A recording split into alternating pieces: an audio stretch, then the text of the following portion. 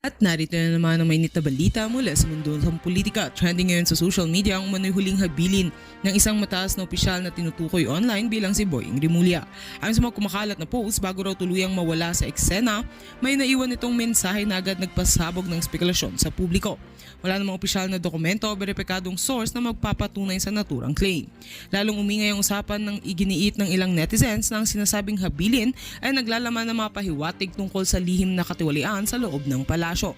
Sa mga viral threads, sinasabing ang impormasyon ay bubulga sa mundo dahilan upang mabilis itong ma-share hindi lamang sa lokal kundi maging sa international online forums. Bagamat nananatiling walang konkretong ebidensya. Samantala, hati ang reaksyon ng publiko. May mga naniniwalang isa lamang itong malikhaing political satire o narrative, habang iba naman ay tinatawag itong gising kamalayan content. Umabot sa trending list ang iba't ibang hashtag na humihiling ng katotohanan, kahit walang opisyal na ahensya ang nagkumpirma sa mga paratang. Paalala ng mga eksperto sa impormasyon at media literacy, ang ganitong uri ng kwento ay maaaring magmukhang totoo kapag pinalakas ng emosyon at algorithm ng social media. Mahalaga pa ring maghintay ng opisyal at beripikadong pahayag bago maniwala o magbahagi. Ang kwentong ito ay isang halimbawa kung paano ang katang-isip ay pwedeng maging viral kapag hindi agad nasusuri ang pinagmulan. At yan nga ang mabalit ng ating pagkakatutukan, at kung bago ka pa lamang sa aking channel ay huwag kakalimutang mag-like, share and subscribe para updated ka sa mga bagong balita dito sa Tatak Pinas.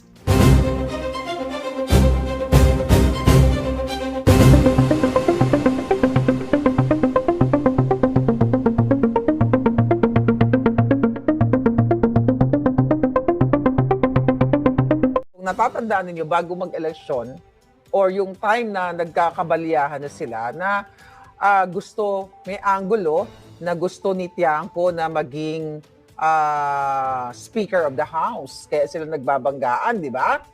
So ngayon, mga kababayan, tapos itong ang naging Speaker of the House, itong si D. So maraming mga anggulo noon, okay? Na mga sinasabi natin, bakit kaya nag-aaway itong mga hinayupak na ito, dadadadada. So, kahapo ay yung simula nung lumabas ng video si Saldico, napatunayan na natin na si Toby Tiangco ay kasama sa script ni Bangag Jr. Bakit kamo? Nung lumabas na si Saldico at sinabi na nag-conspire siya, si Saldico kay Martin Romualdez Tambaluslos, kay Bangag, at dito sa gobyerno, kay Pangandaman, kay Adrian Bersamin. Ngayon, anong sinasabi ni Toby Tiangco? Kailangan umuwi ka. Di ba? Dahil walang face value o walang legal value yung iyong expose o ang iyong sinasabi. Bakit sa Toby Tiangco, nung ikaw ay nagpa-interview sa iba't ibang mga mainstream media, iba't ibang reporter na dinidiin mo si Saldico about dito sa pangawat sa budget, ikaw ba ay nag-take ng oath? Na hindi nyo, ito kasi ang naratibo. Napansin nyo, iisa ang script nila. Hindi pwedeng paniwalaan si Saldico kasi hindi nakapanumpa at hindi siya nag-take ng oath. So meaning, huwag tayo maniwala. Kung ganyan pala, ganyan ang basihan na dapat hindi tayo maniwala, mga kababayan, sa mga sinasabi ng isang tao, isang politiko, ay dapat lahat pala bago mag-release ng statement, ay mag-take muna kayo ng oath. Even reporters. So lahat bago mag-release ng statement, dapat manumpa muna, mag-sworn statement muna, mag-affidavit muna na ako si Bangag Jr., di ba? Diyan ngayon, nagdrama-drama. Kunyari, chinecheck na yung mga biktima ng kalamidad, So dapat, manumpa muna bago mag-release ng statement, bago paniwalaan ng tao. So meaning, mga kababayan, ang script nila ay pare-pareho. Ganon ang script ni Tito Soto Miles. Okay? Ganon ang script ni Lacson. Sino-sino ba naman ito? Sino-sino itong mga to? Itong mga makamping. Ganon ang script ni Toby Tiangco. Ganon ang script ni Clarissa Taratara. Ganon ang script ni De Lima. Ganon ang script ng ating mga palangga na mga kaparian, na mga tiwali. Na umuwi ka muna kasi hindi natin paniniwalaan yan kasi walang face value yan, walang legal value yan. Dapat panumpa ka. Di ba? Kaya huwag kayo magpapaniwala, kahit Toby Chanko, gamit pa yung anak niya, nagpapaniwala na kayo. Ngayon, anong sinasabi niyo dito sa balita? Okay. Hindi pwedeng salita lang. Okay? Dapat mag-testify siya under oath. Alright? Sabi dito, hinimok ni Toby Chanko si dating Representative Zaldico na ilahad ang kanyang testimonya sa ilalim ng panunumpa. Chuchu-chuchu. Ito ang sabi. Hindi naman po pwedeng salita siya ng salita, tapos he will not swear under oath na totoo yun para magkaroon ng legal value yung sinasabi niya, ilabas niya at panumpaan niya. Julul. Di ba? Yung pamilya mo. Ngayon, mga kababayan, eto na nga yung naratibo niya. Dahil, bakit? Nadidiin ang pinakamamahal niyang Pangulong Bangag. Dati, nung si Zaldico lang, okay, Zaldico, nasa ka ba? Magkape nga tayo. Di ba? Magkape tayo. Akala ko na sa Amerika, kadali. Okay. Ngayon, nung si Zaldico pa lang, mga kababayan, ang idinidiin, inilalako niya sa media, si Zaldico, ay dapat paniwalaan siya. Galing-galing ni Toby Tiangco. Wow! Nye. Di ba? Pero ngayon, na nagsalta na si Zaldico, after na siya lang ang dinidiin, sabi nga ni Zaldico, ginawa siyang poster boy dito sa flood control. Kasi naniniwala tayo na hindi nga si Zaldico lang ang pwedeng, okay, ang magdedesisyon pagdating sa budget insertion at pagdating dito sa mga pagnanakaw. Paulit-ulit natin. You know, hindi tayo tanga katulad ng mga ensimada, katulad ng mga trolls nila na sarado ang mga utak. Na finidan lang na sabihin, sabihin nyo, simulcast tayo. Sabihin nyo, AI yung video. Diba? So, ito ngayon, ang eksena ni Toby Tiangco. Sabi niya, ang dapat daw, hinahamon niya. Hinahamon din ni Toby Tiangco na maglabas ng ebidensya upang patunayan ang kanyang aligasyon. Isa-isa na nilalabas ng ebidensya. Yung statement ni Zaldico, okay? Hindi natin sinasabing 100% accurate yung mga sinasabi niya. Okay? Meron siyang mga nilalabas. Tama naman, pagdarating sa bakbakan sa korte, kailangan talaga niyang mag-sworn statement. Pero, initial pa lang yan. Total, dinidiin niyo siya, which is na, ako naman, nakita naman natin, umamin siya, nakasabwat siya. End of story. Para sa akin, na kinasuhan ni Zaldico. End of story na sa akin na, tama ako. Na hindi ko dinefame si Zaldico. Hindi ko dinefame ang pamilya. Dahil umamin siya mismo na nag-conspire siya, na nakipagsabwatan siya. Okay? So ngayon, lumabas na mismo sa bibig niya, hindi gagawin ni Zaldico yan kung hindi siya ipit na ipit. So dahil nabulabog ang kastilyo ng mga bangag, ngayon dapat si Zaldico ay pauwiin. Diba? The same thing na ginawa nila kay Harry Roque. Pauwiin para ikulong, para gurgurin, para nga naman, or gurgurin na nila si Zaldico para sabihin, ay wala yan, inatake sa puso, sinungaling kasi. Babaguhin nila ngayon ang narrative. Kaya sabi ko nga, hindi ako sang-ayon na mapatay nila si Zaldico. Sabi niya, sabi ni Toby Tiangco, ang dapat sagutin ni Zaldico, instead of diverting the issue, ay yung kanyang pinasok, di ba? Paano dinadivert? Okay? Ni Toby Chongki, sabi nga ni I am men. Paano dinadivert o dinivert ni Zaldico ang issue? Sinabi niya lang, nilinaw niya lang sa taong bayan na sa kabila ng siya ay makasalanan dahil nakipagsabwatan siya. Sabi ko nga sa inyo, hindi pwedeng mawala sa pananagutan si Zaldico.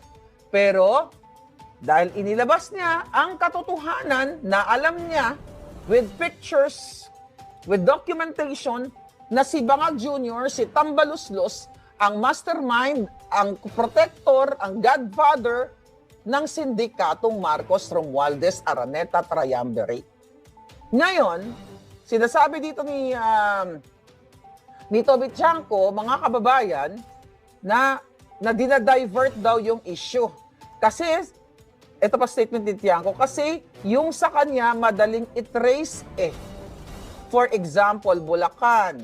Sinabi ni Henry Alcantara na merong binaba sa kanya ni Zaldico na X amount of project. Hiningian ng 20%. Okay? Yun madaling i-check yun. Okay? It is so easy to check. Tignan lang natin yung NEP o yung item na yan ay wala sa NEP.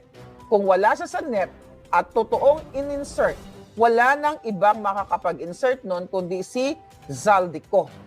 So, kung sinasabi ni Alcantara na in-insert yun ni Zaldico at nakita natin sa insertion, yun ang sinasabi ni Engineer Alcantara, may kapalit na 20 to 25. So si Alcantara, yung statement ni Alcantara, dahil pabor kay Bangag na si Zaldico, not pabor kay Zaldico dahil tumanggap si Zaldico ng 20-25%, dapat maniwala tayo sa kanila. Pero pag si Zaldico na ang magsalita, dahil siya ay talagang ang sigaw ng bayan, ipako sa krus si Zaldico. So wag na nating paniwalaan si Zaldico.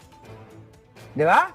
So nakita niyo mga kababayan, kasi nga ang asawa ni Toby Tiangco, inamin naman niya na 40 years na, 30-40 years na sila magkakilala o magkaibigan o magkakamag-anak ng asawa niya at itong si Tambaluslos. Nananalaytay sa dugo nila. Alam ni Toby Tiangco kung paano o magkano ang kinawat ng mga Romualdez dahil Marcos Romualdez ay nabuhay sa pagnanakaw.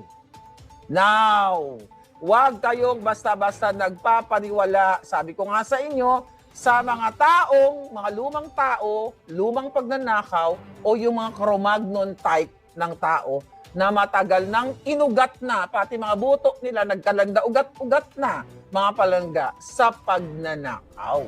So, eto ngayon ang naratibo. Ngayon, sabi ni Palangga Soro, si Bangag Jr. ay dapat sumunod na. Okay? Sumunod na kay Enrile. Oo, buti na yun. Dapat sana isama na ni Enrile si Marcos Jr. sa Gimpierno. Para magkaroon sila ng fire party. Di ba? Now what, mga kababayan?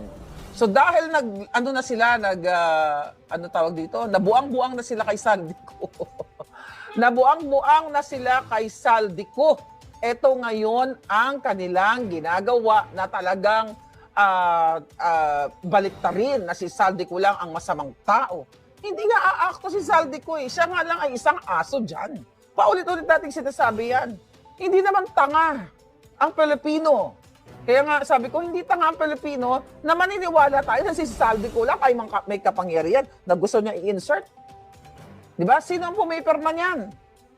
Si Bangag. Naalala niyo ang sinabi pa ni Bangag sa kanyang SONA na binasa niya bawat page na 5,000 ba o 4,000 pages yun, ibinida niya na tinignan niya. Kung tinignan niya pala ang budget, di ba, ay binasa niya yung budget line by line, page by page, bakit nakalusot si Zaldico sa budget insertion? Nakita niyo? Sunog na naman ang naratibo ng Bangag Marcos Jr. na yon. Sa SONA, sinabi, mayroon tayong 5,500 flood control. Nya, ngingiwi, babangag-bangag. Boom! After 2 days, pinak-check ng delubyo ng kalikasan. Nalaman natin na nagkaroon ng pangawat at sila nga ang makawat. 2025, panagutin natin ang mga kontraktor. Chu-chu-chu-chu. Yan, ganyan-ganyan. Kasi akala nila hindi malalaman or siguro hindi inisip ni Bangag na si Zaldico, during that time, yung plano nila siguro, sige, cool ka lang, Zaldico, ito ang gagawin natin. Magdrama-drama lang muna si Bangag na kunyari, pananagutin niya ang mga kontraktor o mga kawatan pero ililigtas ka. Kaya di ba, sinabi ni Zaldico noon na pauwi na siya dapat from sa kanyang bakasyon grande, tinawagan siya ni Romualdez na huwag ka na muna umuwi, we'll take care of you, di ba? Yung pala, ididiin siya na siya lang ang kawat-kawat. Mga kababayan, sa aking mga palangga na nakikinig sa probinsya mula ulo Mula apari hanggang hulo. Ika nga, di ba? Ang gawin nyo, dahil ngayong araw na yan, November 16, ang ating pagtitipon dyan sa Maynila, sa EDSA, sa Luneta, sa Grandstand, mga kababayan. Kaya naman naglabas na ng mga barbed wire ang mga hinayupak para kayo ay matusok. Pero huwag kayong matatakot dyan. Basta peaceful gathering lang tayo ng bonggang-bongga, punuin ang kalsada, kalampagin, even mga nasa probinsya, kalampagin ang inyong mga kapatolyo, magdala kayo ng sarili ninyong karatula, kahit bond paper lang yan, kahit karton ng sigarilyo, isulat ninyo kung anong gusto nyong mensahe para organic kayo. Let's say, ayoko na sa bangag, tangina ka bangag, kung ano man lang ang sasabihin nyo, tama na, sobra na ang kabangagan. Kung kahit anong message para organic, ano yung feelings mo para walang nagdi-dictate sa'yo? Walang nagdidikta. It's on your coming from here kung ano yung himutok mo sa gobyernong ito. Kaya kung wala kayo sa Maynila, pwede nyo gawin yan sa Kapitolyo. Then, i-live ninyo para makita ng buong mundo. Kayo dyan, kaysa magtambay-tambay kayo, mag-inom-inom kayo, at least for 3 days, magkaroon kayo ng paninindigan para sa inyong mga anak at sa inyong future. Huwag na kuya mag-inom-inom, huwag na muna kayo mag-session-session. Kasi pag naipanalo nyo ang inyong paninindigan, ang inyong bayan at napalitan ng inyong bangag na presidente, bangag na first lady, magnanakaw, hinahakot na ang pera ninyo, magkakaroon kayo ng what? Kahit pa paano, pag napatalsik nyo itong mga ito, kahit pa paano magkaroon kayo ng buwas damlag, ng future sa susunod na presidente na hindi ganitong walang ginawa kundi magnakaw ng magnakaw. Kung ikukumpara natin ang kabangagan ng gobyernong ito, taliwas sa pagsira nila kay Inday Sara, remember, ang Dilawan, mga artista, mga yawa, dinidiin, nakisakay, katulad ni Dilima, na si Sara Duterte, kailangan tugisin si Sara Duterte dahil sangkot sa 125 million confidential fund na hindi naman napatunayan na ninakaw ni Sara Duterte. Right? Sinasabi lang nila na ginastos ng 11 days. Pero hindi nila sinasabi sa taong bayan na talagang kailangan gastusin, ipondo yung perang yun dahil yearly, every fiscal year, you have to spend your money or return that whatsoever. Yun ang na-fail nila. Ang kanilang naratibo, 11 days ginastos ni Sara. Sara gastadora. May mga ganyan-ganyan pa sila. But look at now. Diba? Multi-billion. Doon pa lang sa isang transaction na inamin ni Zaldico, doon sa 100 billion budget insertions na mayroong 25 billion si Bangag Jr. na i-deliver, may part 3 pa baka sa susunod. Kaya nga Zaldico, itodo mo na. Sabi ko, tuso yan For sure may mga video clippings yan. Binidyohan ng mga yan. Hindi naman tangay ang mga yan Di ba? At tama, sabi ni Gamora, okay? Na-clear na ng COA. Tama, thank you for reminding me. At ang budget ni Sara Duterte ay naklaro na yan. Hindi ito. So kaya nga, pero kung titimbangin mo talaga, if we are fighting laban sa mga kawatan, anong aunahin mo? Nakapila silang lahat. Ito ang issue nitong taong ito, barya. At hindi napatunayan na nagnakaw. Ito, si Bangag, 25 billion dito sa particular to. At napatunayan na sa buong mundo na ang pamilya ni Marcos Jr., ang kanilang mga anak, ang kanilang mga apo-apo ay lumamon galing sa pangawat sa pera ng bayan panahon pa ng tatay niya. Si Sara Duterte, kilala lang sa nananapak ng mga siraulo. Okay? O ng mga walang pusong individual. Isa lang naman yun. Okay? So ngayon, samantalang si Marcos Jr. ay kilala ang buong pamilya sa pagnanakaw. Pero ang dinidiin ng mga Catholic Church, hindi man lahat, dahil may mga kaibigan tayo, mga palanggang pari dyan, Duterte. Bakit nila ngayon, sa kabila ng anti-Marcos sila, since 1986, si De Lima, si Ontiveros, mga anti-Marcos yan. Bakit all of a sudden nung si Bangag Jr. na ang presidente dahil nabigyan, napalaya si De Lima, nabigyan ng, nabigyan ng trabaho ang kapatid ni Ontiveros, meron din budget insertion meron din flood control si Ontiveros, di ba? So ngayon, mga kababayan, hindi na sila nag-anti-Marcos. So nakita nyo ang kanilang alignment. And also, Leni Robredo. Where are you, Leni? If you are fighting for your kakamping, where are you?